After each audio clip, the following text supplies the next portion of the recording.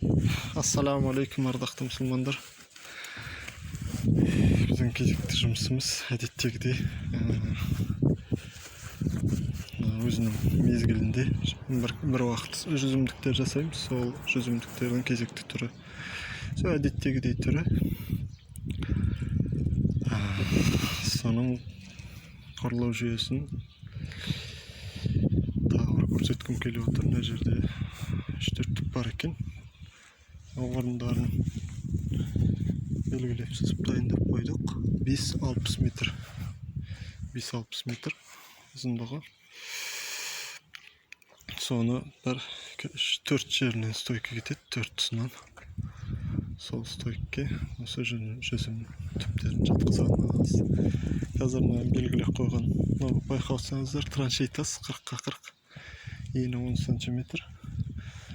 Сону оюп кесемиз, болгарканы пайдаланып, оюп кесип, бетон стойка туратын тустарын бетонго дайындап коябыз.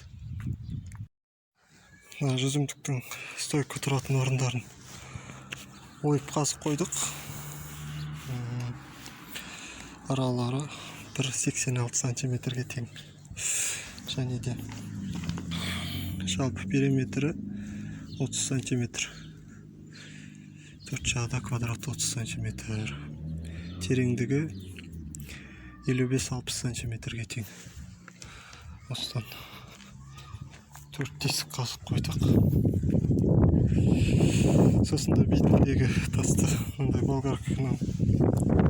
болгаркадан тас кесетін дискini пайдаланып едік. Бұл колайлы тәсіл деп айта алмаймын. Бұл дым жоқ болғасын осы тәсілді қолданып кестік. Негізі отбойный молотокпен ойып тескен жақсы болады. Себебі мынау көбіне қысып қалып тұрды тасты. Да бұны қайталап жүрмең деген бір ескертпе ғой. Енді профильдерді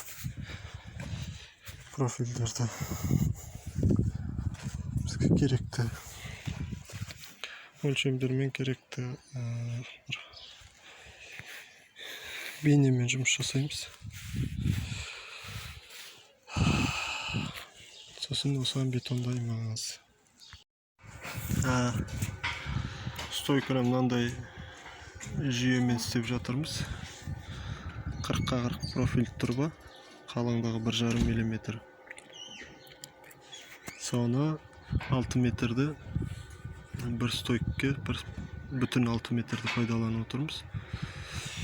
Ұзындығына және бөлінген тұсына және де осындай бетонның астында қалатын мықтылыққа пайдаландық. Неге мынандай деп ойлайтын шығарсыздар, но біз бетон астыңғы деңгейінен 60 сантиметр жерде тұрады. Сонда 15 сантиметр кішкене жоғары бетоннан шығып тұрады. Жердің деңгейінен 15 сантиметр шығып тұрады. Сонда ертең стойка ұзын болғандықтан желге ойнауы мүмкін. Соған кішкене упор болсын, мықты болсын деп осындай аз-маз усилить жүрген жеріміз бар. Осындай жүйемен істелді. Енді стойкаларын қойып бетондаймыз. Сосын бетон әбден кепкеннен кейін ағаштарын қатырып краскалеп кетеміз.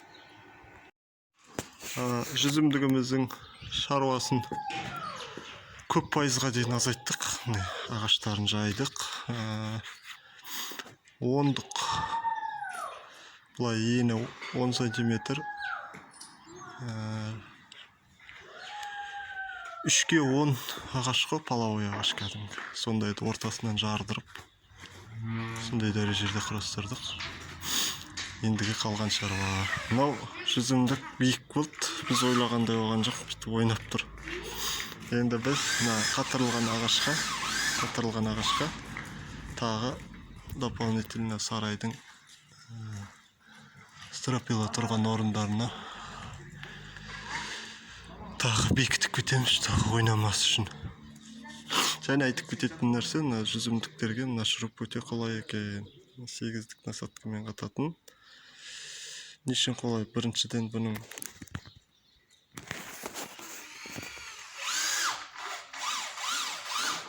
Біріншіден бұның басы жіңішке, тез кіріп кетуіне себеп болады темірге.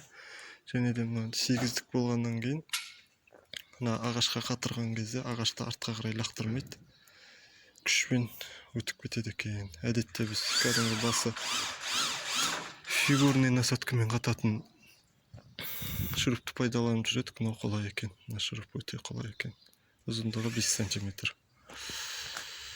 Не өстіп 1 сағатқа жеткізбей ағаштарын қатырып тастадық. Әдетте көбірек жүретін едік ағаш қатыру шаруасын.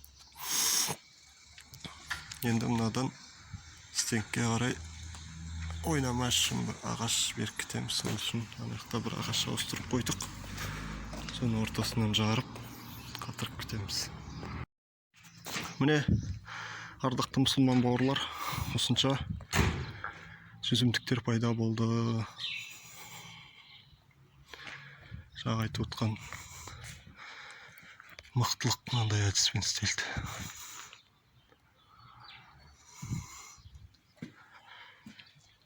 Енді Алла нәсіп етсе, мына жүзімдіктер бойлап өсетін болды иншалла.